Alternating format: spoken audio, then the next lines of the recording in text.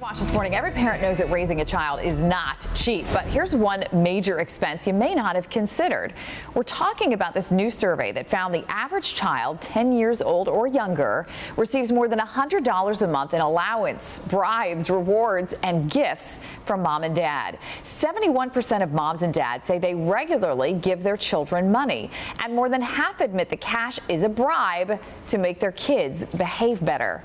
Certified financial planner Michelle Ogden is joining us this morning to talk more about this. It is a great debate in many households. Great to see you, Michelle. Yeah. All right, so we're having this debate in our house actually right now about what is the proper way to do this. And most parents say they feel obligated to dole out this money to their children. What's going on here? Well, they're keeping up with the Kardashians because the Joneses, our children don't know. That's true. It's a good point. It's ridiculous. It's truly ridiculous. We need to be loyal to our checkbook and explain to the children, you know, it's not that we can't afford it. It's just that we choose to spend our money differently than them. What are the benefits of giving your children some money and allowing them to spend it and understand the value of money on their own? It's a great thing to do. I mean, we all want to motivate our children, and a lot of people pay their children to get good grades. As long as I call it positive persuasion. As long as it's in the child's best interest, it's not a bad thing. Now, if you're paying the kid to maybe not tell dad that you went on a shopping spree, that's manipulation and it's all wrong.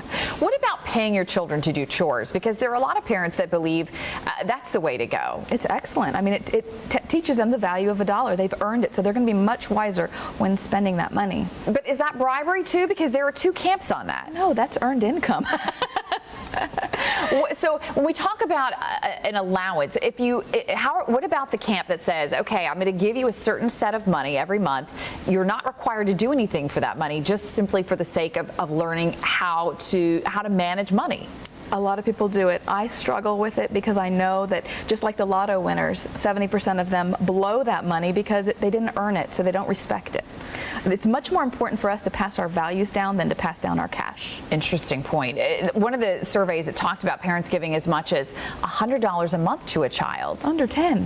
What is a child to do with that money? They're blowing it. They're buying video games, clothes, nails and toes. More kids get their nails and toes done than I do.